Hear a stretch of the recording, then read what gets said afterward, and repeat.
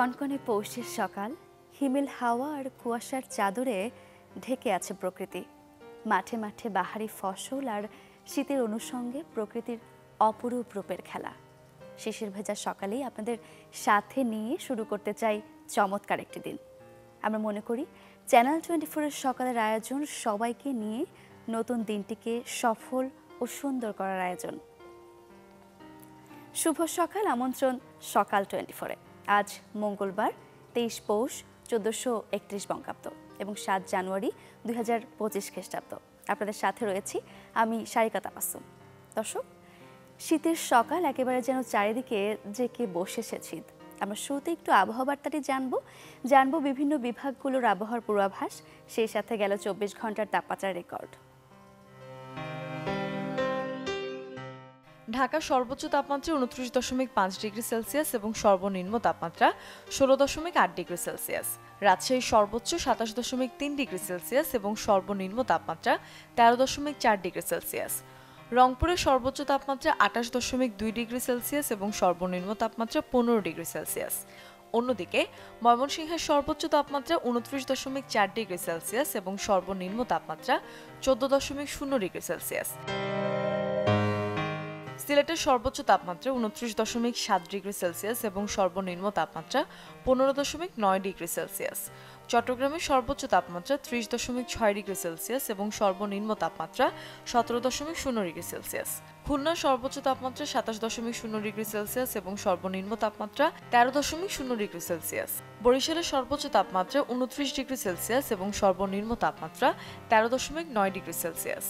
দেশের সর্বনিম্ন তাপমাত্রা যশোরে 11.6 ডিগ্রি সেলসিয়াস এবং দেশের সর্বোচ্চ তাপমাত্রা সীতাকুণ্ডে 32.5 ডিগ্রি সেলসিয়াস। অস্থায়ীভাবে আংশিক মেঘলা আকাশ সহ সারা দেশের আবহাওয়া শুষ্ক থাকতে পারে। দিন এবং রাতের তাপমাত্রা সামান্য হ্রাস পেতে পারে। মধ্যরাত থেকে সকাল পর্যন্ত সারা দেশে মাঝারি থেকে ঘন কুয়াশা পড়তে পারে। দর্শক, বাংলার প্রকৃতির অপরূপ শোভা প্রতি ঋতুতে যেন রং বদলায়, আবার কোথাও একই প্রান্তরে কৃষকের হাতে বাহারি শস্যের। এই সকালে এমনই এক প্রান্তরের গল্প শোনাতে মেহেরপুর থেকে যুক্ত হচ্ছেন সহকর্মী রাশেদুজ্জামান।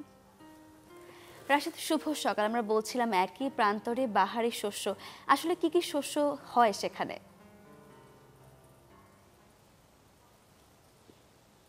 শুভ সকাল সারিকা। আমরা সুজলা সুফলা শস্য শ্যামলের যে বাংলাদেশ, সেই বাংলাদেশ যদি আপনি দেখতে চান তাহলে কিন্তু মেহেরপুরের প্রত্যন্ত অঞ্চল, অর্থাৎ মেহেরপুরের যে বাংলাদেশের যে শেষ সীমানা দক্ষিণ পশ্চিম অঞ্চলে যে ছোট্ট একটি জেলা, সেই মেহেরপুরে আসতে হবে। কারণ এখানে যদি আপনি মাঠ জুড়ে, অর্থাৎ গ্রাম কিংবা শহর যেখানে বলেন না কেন, মাঠ জুড়েই কিন্তু ফসলের সমারোহ। আমি যে মাঠটিতে দাঁড়িয়ে আছি সেই মাঠটি যদি আপনাদেরকে দেখাই, সেই মাঠে কিন্তু বিভিন্ন বৈচিত্র্যময় সব ফসল কিন্তু এখানে উৎপাদিত হয়েছে। আমি যদি পিছনের দিকে দেখাই যে এই একই জমিতে পেঁয়াজের আবাদ হচ্ছে, পেঁয়াজের পাশাপাশি পেঁয়াজের মধ্যে কিন্তু কৃষকরা কলার আবাদ করেছে। অর্থাৎ এই পেঁয়াজটা যখন হারভেস্ট করবে কৃষকরা, তারপর কলা গাছগুলো বড় হবে, এই কলা গাছ থেকে তারা কলা পাবে। পাশাপাশি যদি আমি বামের ফসলে দেখাই তাহলে শুধু পেঁয়াজের চাষ হচ্ছে, পাশাপাশি আলুর চাষ হচ্ছে, তার পাশে আছে গমের চাষ হচ্ছে, পাশে কলার চাষ হচ্ছে। আরো পিছনে যদি দিকে দেখায় তাহলে সরিষার চাষ হচ্ছে। পাশাপাশি বাহারি যে সবজির কথা বলি, শীতকালীন যে সবজির কথা বলি, ফুলকপি, পাতাকপি, টমেটো, লাউ যে সবজির কথা বলি, সেগুলো বিস্তীর্ণ মাঠ জুড়ে এই সবজিগুলো রয়েছে। আমি আরেকটু বিষয় দর্শকদের জানাতে চাই যে আমরা যে জমিতে বলি এক ফসলি জমি বা দুই ফসলি জমি, আমাদের কৃষকরা, এই মেহেরপুরের কৃষকরা কিন্তু 4 ফসল একটি জমি থেকে 4টি ফসল উৎপাদন করে। অর্থাৎ এই যে একটি ফসল থেকে পর্যায়ক্রমে 4টি ফসল কৃষকরা উৎপাদন করে। অর্থাৎ বলা যায় মেহেরপুরের যে মানুষ একবারে খাদ্য স্বয়ংসম্পূর্ণ যে জেলা, সেটি কিন্তু মেহেরপুর। পাশাপাশি যদি বলি যে শুধু দেশীয় যে সবজি তা না, এখানে যেমন ধানের আবাদ হচ্ছে, পাশাপাশি দেশীয় সবজি না বা দেশীয় শস্য না, পাশাপাশি বিদেশি যেসব ফল রয়েছে, বিশেষ করে ড্রাগনের চাষ আমরা গত 3-4 বছরে ব্যাপক আকারে দেখতে পাচ্ছি। দার্জিলিং কমলা দেখতে পাচ্ছি, চায়না কমলা দেখতে পাচ্ছি, মাল্টার বিস্তীর্ণ মাঠ জুড়ে মাল্টা দেখতে পাচ্ছি। অর্থাৎ বলা যায় যে আমাদের যে এই মেহেরপুরের যে কৃষক, সেই কৃষকদেরকে বলা হয় স্মার্ট কৃষক। তারা নতুন নতুন ফসলের সাথে পরিচিত হয় হয় এবং সেই ফসলটি আবাদ করার জন্য তারা উদ্বুদ্ধ হয়। নতুন নতুন যে ফসলের কথা বলছি, যে বিদেশি যে ফল তারা যেমন পরিচিত হচ্ছে, সেই বিদেশি ফলগুলো কিন্তু মেহেরপুরের এই জমিতে আবাদ হয়ে থাকে। এখানকার কৃষিবিদ যারা রয়েছে তারা বলছেন যে মেহেরপুরের মাটি সোনার চাইতে খাঁটি যেটি বলা হয়, সেটি মেহেরপুরে আসলে বোঝা যায়। কারণ এখানে প্রতিটি জমিতে যে ধরনের কৃষকরা ফসল বা শস্য আবাদ করতে চায় সেই ধরনের শস্য তারা আবাদ করতে পারে। তবে কৃষকদের একটি মানে সব বছর শেষে বা ভরা মৌসুমে কৃষকরা সমস্যায় পড়তে হয়, কারণ কৃষকরা তখন ন্যায্য মূল্য যে বলা হয় সেই ন্যায্য মূল্য থেকে অনেক সময় বঞ্চিত হয়। কারণ ভরা মৌসুমে যখন প্রচুর শস্যের আবাদ হয় তখন কৃষকরা তাদের ন্যায্য দামটা পায়নি। যেমন পেঁয়াজের কথা বলি, এই যে গ্রীষ্মকালীন পেঁয়াজ, আগাম যে পেঁয়াজ সেটি আবাদ হয়েছে কিন্তু কৃষকরা দাম পাচ্ছেন না। আমরা যদি ফুলকপির কথা বলি তাহলে 2 টাকা কেজি দরে কৃষকদের এই ফুলকপি বিক্রি করতে হচ্ছে। তাই কৃষকদের দাবি, যেহেতু বাহারি সব শস্য এখানে বৈচিত্র্যময় শস্য যেহেতু এই মেহেরপুরে আবাদ হচ্ছে, সেই জন্য এই ফসলগুলো সংরক্ষণ করার জন্য একটি কোল্ড স্টোরে তারা দাবি জানিয়েছেন। পাশাপাশি তারা বলছেন যে এই যে আমাদের এই যে মেহেরপুর যে খাদ্য স্বয়ংসম্পন্ন যে জেলা, সেই জেলার উৎপাদিত যে সবজিগুলো রয়েছে সেই সবজিগুলো সরকারের পক্ষ থেকে যদি বিদেশি রপ্তানি করা যেত, অর্থাৎ নিরাপদ সবজি উৎপাদন করে যদি বিদেশে রপ্তানি করা যেত, তাহলে কৃষকরা এই সবজির ন্যায্য মূল্য পেত এবং পাশাপাশি এই আবাদে আরও কৃষকরা উদ্বুদ্ধ হতো। এই ছিল আসলে মেহেরপুরের যে শস্য ক্ষেতের সর্বশেষ অবস্থা। রাশেদুজ্জামান, ধন্যবাদ আপনাকে। দর্শক, শীতের প্রকৃতি যেন রং ছড়াচ্ছে চারিদিকে। একই জমিতে 4 থেকে 5টি শস্য উৎপাদন। আমরা এমনই চমৎকার দৃশ্য দেখছিলাম মেহেরপুরে। আমাদের সঙ্গে যুক্ত হয়েছিলেন সহকর্মী রাশেদুজ্জামান। এবারে আমরা চলে যাব আমাদের নিয়মিত আয়োজন পত্রিকায়। আমরা দেখে নেব আজকের দিনের সব প্রধান শিরোনামগুলো। শুরু করা যাক তবে সমকাল দিয়ে। সমকালের শুরুতেই যে শিরোনামটি করা হয়েছে, গণপূর্ত ও তদন্ত কমিটি, 2 মেরুতে নানা প্রশ্ন, টেলিফোনের তার নিয়ে সংশয়, তদন্ত প্রতিবেদনে সাদা পাউডার ও কুকুর রহস্যের উত্তর নেই। 7.5 বছর পর বিদেশ যাচ্ছেন খালেদা জিয়া। আজ রাতে চিকিৎসার জন্য লন্ডনের উদ্দেশ্যে যাত্রা। কাতার আমিরের পাঠানো ওয়্যার অ্যাম্বুলেন্স ঢাকায়, সরাসরি নেওয়া হবে লন্ডনের হাসপাতালে। শেখ হাসিনা সহ 11 জনের বিরুদ্ধে গ্রেপ্তারি পরোয়ানা, ট্রাইব্যুনালে গুমের মামলা।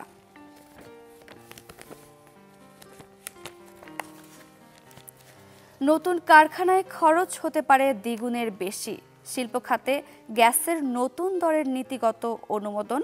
নতুন কারখানায় গ্যাসের দাম হবে এলএনজির আমদানি ব্যয়ের সমান। সমকালের প্রথম পাতার নিচের দিকে শিরোনামটি করা হয়েছিল। সমকালের পরে আমরা এবারে চলে যাব যুগান্তরে।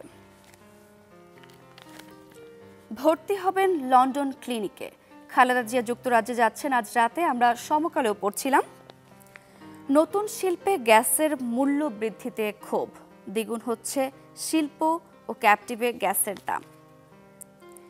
বিডিআর হত্যাকাণ্ড, অনুমতি পেলে ভারতে হাসিনাকে জিজ্ঞাসাবাদ। ক্যান্সার আক্রান্তদের দুর্ভোগ চরমে, কেমোর সিরিয়াল পেতে দীর্ঘ অপেক্ষা। তীব্র ঠান্ডায় হাসপাতাল চত্বরে খোলা আকাশের নিচে রাত কাটে রোগীর। দুপুরের পর জরুরি বিভাগে কোনো রোগী ভর্তি নেওয়া হয় না। দর্শক, যুগান্তরের শিরোনামগুলো তো পড়ছিলাম। যুগান্তরের পরে আমরা চলে যাব প্রথম আলোতে, দেখে নেব প্রথম আলোর প্রথম পাতার শিরোনামগুলো। আমনের ভরা মৌসুমে চালের দাম বাড়ছে।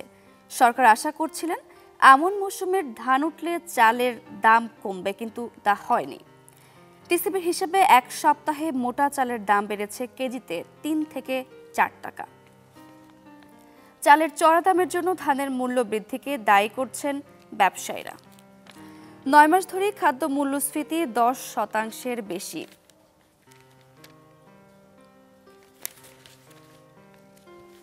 স্থানীয় সরকার নির্বাচন আগে চায় ঢাকার বাইরের মানুষ। জাতীয় পর্যায়ে আলোচনার সংসদ নির্বাচন নিয়ে তৃণমূলে প্রাধান্য পাচ্ছে স্থানীয় সরকার নির্বাচন, বলছে স্থানীয় সরকার সংস্কার কমিশন। গায়েব প্রায় 2000 নথির খোঁজ মেলেনি। চট্টগ্রাম আদালতের গায়েব হওয়া 1911 মামলার নথির হদিস মেলেনি এখনো। প্রথম আলো পড়ছিলাম দর্শক, প্রথম আলোর পরে চলে যাব কালের কণ্ঠে। গোয়েন্দা জালে নৈশ ভোটের কুশীলব 116 ডিসি এসপি, তাদের অবৈধ আয় খুঁজে দেখা হচ্ছে। পেয়েছেন বিপুল অর্থ ও বড় পদ, অনেকেই এখনো গুরুত্বপূর্ণ দায়িত্বে। পদত্যাগের ঘোষণা কানাডার প্রধানমন্ত্রী জাস্টিন ট্রুডোর। কানাডার প্রধানমন্ত্রী পদ থেকে পদত্যাগের ঘোষণা দিয়েছেন জাস্টিন ট্রুডো। গতকাল সোমবার রাজধানীর অটোয়ায় নিজ বাসভবনের বাইরে সংবাদ সম্মেলনে এই ঘোষণা দেন তিনি।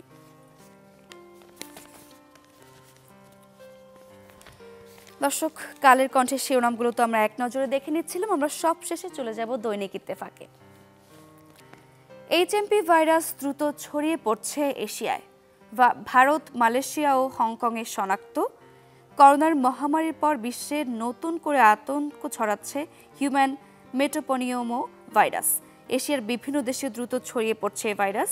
জানুয়ারির প্রথম সপ্তাহে চীনে এইচএমপি ভাইরাস ব্যাপক হারে ছড়িয়ে পড়েছে। ডাকসু নির্বাচন ঘিরে সংঘাতের আশঙ্কা। জাতীয় নির্বাচন আগে ছাত্র সংসদের নির্বাচন চায় না অধিকাংশ ছাত্র সংগঠন। আরও বিনিয়োগ আনতে বাংলাদেশকে বিশ্বের সামনে তুলে ধরুন। বেবজাকে প্রধান উপদেষ্টা অধ্যাপক মোহাম্মদ ইউনুস বাংলাদেশ রপ্তানি প্রক্রিয়াকরণ অঞ্চল কর্তৃপক্ষকে দেশের শিল্প খাতে আরও বিনিয়োগ আনার জন্য বিদেশে বাংলাদেশকে নিয়ে প্রচারণা বাড়ানোর নির্দেশ দিয়েছেন। দর্শক, এই ছিল আজকের দিনের সব প্রধান শিরোনামগুলো। দর্শক, আমরা শুরুতে আবহাওয়া বার্তাটি জানছিলাম। চারিদিকেই শীত পড়েছে, শীতে এবং বিপর্যস্ত জনজীবন। এ বিষয়ে আমরা আরও জানবো। দিনাজপুর থেকে আমাদের সঙ্গে যুক্ত হচ্ছেন সহকর্মী বিপুল সরকার। সানি, শুভ সকাল। দেখতেই পাচ্ছি আপনার পেছনে কুয়াশা। কেমন আসলে শীত পড়ছে, জনজীবনের কি অবস্থা, আমাদের বিস্তারিত জানাবেন। সারিকা, গত কয়েকদিন ধরে দিনাজপুরের তাপমাত্রা বাড়ছে। আজকে যে তাপমাত্রা রেকর্ড করা হয়েছে 13.5 ডিগ্রি সেলসিয়াস। গতকালকে ছিল 13.16 ডিগ্রি সেলসিয়াস, তার আগের দিনে ছিল 13.16 ডিগ্রি সেলসিয়াস, এবং গত 4 জানুয়ারিতে এই তাপমাত্রা ছিল 12.16 ডিগ্রি সেলসিয়াস। যত তাপমাত্রা কিন্তু গত কয়েকদিনের তুলনায় আজকে তাপমাত্রা আরো একটু বেশি। যদিও এটি আসলে চূড়ান্ত তাপমাত্রা, সকাল 9টায় চূড়ান্ত তাপমাত্রা রেকর্ড করা হবে। আবহাওয়া অফিসের কর্মকর্তারা আমাদেরকে জানিয়েছেন যে হিমালয়ের সম্মুখে একটি ঘূর্ণাবর্ত অর্থাৎ বৃহৎ আকারে জলীয় বাষ্প বড় বিরাজ করছে, যেটি আসলে প্রাচীনের মতো কাজ করছে এবং উত্তরে হিমেল বাতাসকে আটকে দিয়েছে। ফলে গত কয়েকদিন ধরে কিন্তু এই জেলায় হিমেল বাতাস বইছে না, যেটি ঘন্টায় 4 থেকে 5 কিলোমিটার বেগে হিমেল বাতাস বইছিল, সেটি কিন্তু গত কয়েকদিন ধরে কিন্তু এই বাতাসটা একেবারেই নেই। এবং আমাদেরকে আরেকটি জানিয়েছে যে হিমালয়ের নিকটে যে অবস্থিত জলীয় বাষ্প বলয়টি, সেটি কিন্তু এখন মোটামুটি ভাবে পশ্চিম থেকে পূর্ব দিকে সরে যাচ্ছে, এবং 48 ঘন্টার মধ্যে উত্তরে যে জেলাগুলো, বিশেষ করে সীমান্তবর্তী যে এলাকাগুলো রয়েছে, সেগুলোতে বৃষ্টির সম্ভাবনা দেখা দিয়েছে। এবং যে তাপমাত্রা এখন বর্তমানে রয়েছে, সেটা 8 তারিখ রাত থেকে এই তাপমাত্রাটি আরো কমে যাবে, এবং 9 থেকে 10 তারিখের মধ্যেই এই যে উত্তরে যে জেলাগুলো রয়েছে, সেই জেলাগুলোর উপর দিয়ে শৈত্যপ্রবাহ বিরাজ করতে পারে, এবং এটি আসলে এই যে শীতের যে প্রকোপ, সেই প্রকোপটা আরো বাড়িয়ে দেবে। হিমেল বাতাসের যে প্রভাবটা, সেটিও আসলে বাড়বে, সেটি আমাদেরকে আবহাওয়া অফিসের কর্মকর্তারা জানিয়েছেন। এবং বৃষ্টি হওয়ার পরেই কিন্তু এই যে তাপমাত্রা কমা শুরু করবে। এবং আজকে আমরা সকালে যেটা দেখেছি, মোটামুটি ঘন কুয়াশা ছিল, যদিও এখন কিন্তু তাপমাত্রা সেরকম না, মোটামুটি ভাবে রোদ উঠেছে, এবং রোদের যে প্রখরতা, সেটিও কিন্তু অনেকটাই রয়েছে। ফলে জনজীবনে যে স্থিরতা যেটা ছিল গত কয়েকদিন ধরে, সেটি কিন্তু গত 4-5 দিন ধরে কিন্তু নেই। যদিও এখানে যারা কৃষক রয়েছেন, তারা আশঙ্কা করছেন যে আবহাওয়া অফিসে যে বার্তাটি বলছে এবং আজকে যে ঘন কুয়াশা ছিল, সেটি নিয়ে তারা বলছেন যে যদি এইভাবে ঘন কুয়াশা হয়, আবার যদি শীতের তীব্রতা বাড়ে, তাহলে কিন্তু আবারও কষ্টে পড়বে কৃষকরা। একই সাথে যারা শীতার্ত দুস্থ মানুষ রয়েছেন, তারাও কিন্তু মোটামুটি ভাবে কষ্টের মধ্যে পড়বে। সারিকা, ধন্যবাদ আপনাকে। দর্শক, শীত প্রবণ এলাকা দিনাজপুরের আমরা শীত পরিস্থিতির খবর জানছিলাম। আমরা জানছিলাম আজ দিনাজপুরে 13.5 ডিগ্রি সেলসিয়াস তাপমাত্রা রেকর্ড করা হয়েছে। দর্শক, সকাল 24 এই মুহূর্তে সময় হলো ছোট্ট একটা বিরতির। ফিরছি আরও আয়োজন নিয়ে, আমাদের সঙ্গেই থাকুন।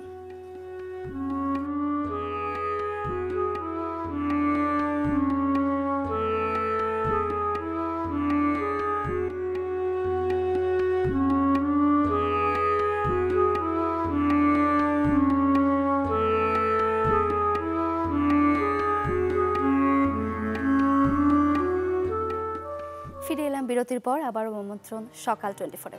দর্শক, আপনারা হয়তো এরই মধ্যে জেনে থাকবেন আজ বাংলাদেশ সময় 7টা 5 মিনিটে নেপালে 7.1 মাত্রার ভূমিকম্প হয়েছে এবং যার কারণে বাংলাদেশের অধিকাংশ জায়গায় ভূমিকম্প অনুভূত হয়েছে। দর্শক, এই তথ্যটি আপনাদের দেওয়ার ছিল। সেই সাথে সাথে এবার একটু আমরা চলে যাব আমাদের প্রকৃতির কাছে। পৌষের এই সময় এসে দিগন্ত জুড়ে শোভা পাচ্ছে সরিষার ফুল। আমরা চলে যাব জয়পুরহাটে, সেখান থেকে যুক্ত হচ্ছেন সহকর্মী হারুনুর রশিদ চৌধুরী। হারুনুর রশিদ, শুভ সকাল। আমরা দেখতেই পাচ্ছি পেছনে সরিষার ফুল, এক চমৎকার দৃশ্য। আমরা ঘুরে তো দেখবই, সেই সাথে জানতে চাই জয়পুরহাটে আসলে সরিষার এবার উৎপাদন কেমন হয়েছে।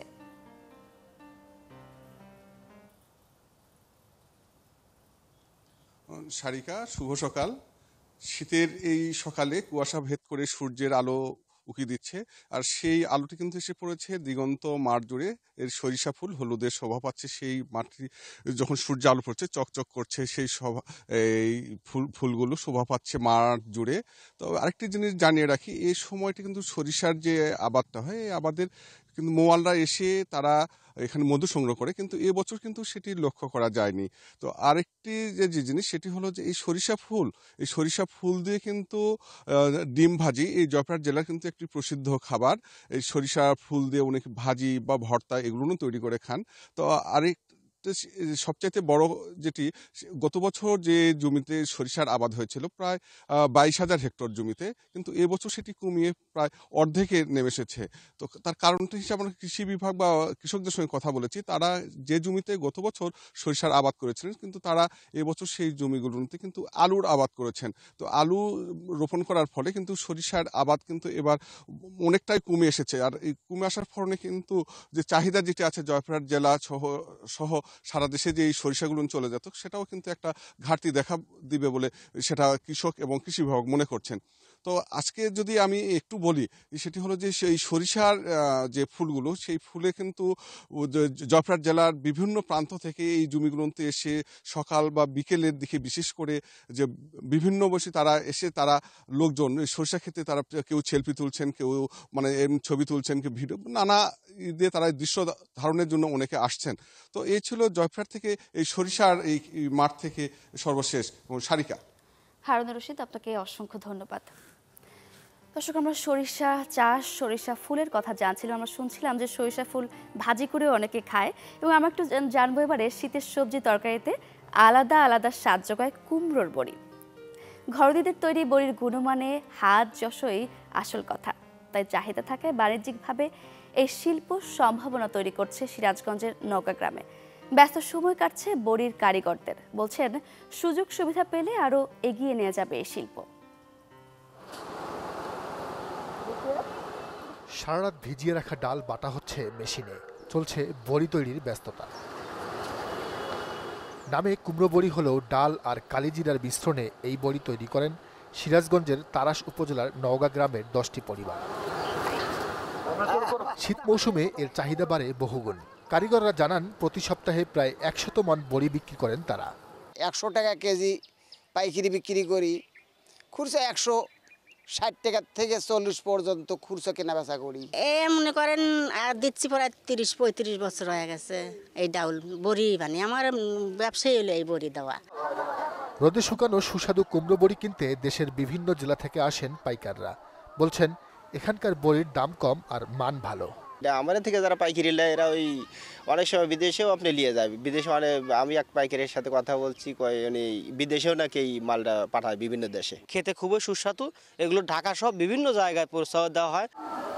এই শিল্পকে আরও এগিয়ে নিতে প্রশিক্ষণ সহ ঋণের ব্যবস্থা করার কথা জানালেন উপজেলা নির্বাহী কর্মকর্তা। কিভাবে দক্ষভাবে এবং কম খরচে এই বড়ি উৎপাদন করা যায় সেই বিষয়ে প্রশিক্ষণের ব্যবস্থা করা হবে, এবং প্রশিক্ষণের পরে তো স্বল্প সুদে বা বিনা সুদে কিভাবে আর্থিক সহায়তা বা ঋণের ব্যবস্থা করা যায় সেই ব্যবস্থা উপজেলা প্রশাসনের পক্ষ থেকে গ্রহণ করা হবে। বড়ি তৈরির ধুম চলে কার্তিক থেকে ফাল্গুন মাস পর্যন্ত। Desk report, channel 24। প্রিয় দর্শক, চমৎকার একটি প্রতিবেদন আমরা দেখছিলাম। এবার একটু জন্মদিনের শুভেচ্ছা না জানালেই নয়। আজ 7 জানুয়ারি, আজকের এই দিনটি আপনাদের কিংবা আপনাদের প্রিয়জনের যাদের জন্মদিন তাদেরকে সকাল 24 পক্ষ থেকে জানাই অনেক অনেক শুভেচ্ছা। দর্শক, আপনাদের পাশাপাশি 7 জানুয়ারি এই দিনটিতে কোন কোন বিখ্যাত ব্যক্তিদের জন্মদিন আমরা এক নজরে জানবো, তাদের শুভেচ্ছা জানাবো, সেই সাথে সাথে তাদের কয়েকটি বিখ্যাত কাজ নিয়েও আমরা এক নজরে জেনে নেব। 1967 সালের আজকের এই দিনে জন্মগ্রহণ করেন ভারতীয় চলচ্চিত্র অভিনেতা ইরফান খান। অতুলনীয় সহজাত অভিনয় ক্ষমতার জন্য পরিচিত তিনি। বলিউড, ব্রিটিশ ভারতীয়, হলিউড এবং একটি বাংলাদেশি ও তেলেগু চলচ্চিত্রে কাজ করেছেন তিনি। 35 বছরের কর্মজীবনে তিনি 50টির অধিক দেশীয় চলচ্চিত্রে অভিনয় করেছেন এবং শ্রেষ্ঠ অভিনেতা বিভাগে জাতীয় চলচ্চিত্র পুরস্কার ও 4টি ফিল্মফেয়ার পুরস্কার সহ অসংখ্য পুরস্কার অর্জন করেছেন। 1851 সালের এই দিনে জন্মগ্রহণ করেন ভাষাবিজ্ঞানী স্যার জর্জ আব্রাহাম গিয়ারসন। তিনি ছিলেন ব্রিটিশ ভারতের আইরিশ প্রশাসক এবং একজন ইউরোপীয় ভারততত্ত্ববিদ। বাংলা ভাষা ও ভাষাবিজ্ঞান চর্চার ইতিহাসে যাদের নাম সর্বাগ্রে উল্লেখযোগ্য তাদের মধ্যে স্যার আব্রাহাম গিয়ারসনের নাম শ্রদ্ধার সাথে স্মরণীয়। বাংলা ভাষা চর্চায় তিনি আত্মনিয়োগ করেন জীবনভর। 1964 সালের এই দিনে জন্মগ্রহণ করেন মার্কিন অভিনেতা নিকোলাস কেজ। অভিনয়ে তার টেলিভিশন অভিষেক হয় 1981 সালে। 1989 সালে লিভিং লাস ভেগাস চলচ্চিত্রে অভিনয়ের জন্য সেরা অভিনেতা বিভাগে ইন্ডিপেন্ডেন্ট স্পিরিট পুরস্কার ও একাডেমিক পুরস্কার জয় করেন। কেজ এখন পর্যন্ত 60টিরও বেশি চলচ্চিত্রে অভিনয় করেছেন। তার উল্লেখযোগ্য চলচ্চিত্রগুলোর মধ্যে রয়েছে ফেস অফ, ঘোস্ট রাইডার এবং ন্যাশনাল ট্রেজার। 1971 সালের এই দিনে জন্মগ্রহণ করেন মার্কিন অভিনেতা ও গায়ক জেরেমি লি রেনার। তিনি বেশ কয়েকটি স্বাধীন চলচ্চিত্র ও বেশ কিছু বিগ বাজেটের চলচ্চিত্রে পার্শ্ব চরিত্রে অভিনয় করেন। পরবর্তীতে তিনি দ্য টাউন চলচ্চিত্রে অনবদ্য অভিনয় করেন, যা তাকে শ্রেষ্ঠ পার্শ্ব অভিনেতার বিভাগে একাডেমি পুরস্কারের মনোনয়ন এনে দেয়। দর্শক, পর্দা নামল 82তম গোল্ডেন গ্লোব অ্যাওয়ার্ডের আসরের। প্রকাশ করা হয়েছে সাংস্কৃতিক অঙ্গনের বিভিন্ন শাখায় পুরস্কার জয়ীদের নাম। এবছর সেরা সিনেমা সহ সর্বাধিক পুরস্কার গেছে দ্য ব্রুটালিস্ট ও এমিলিয়া প্যারেজ চলচ্চিত্রের ঝুলিতে।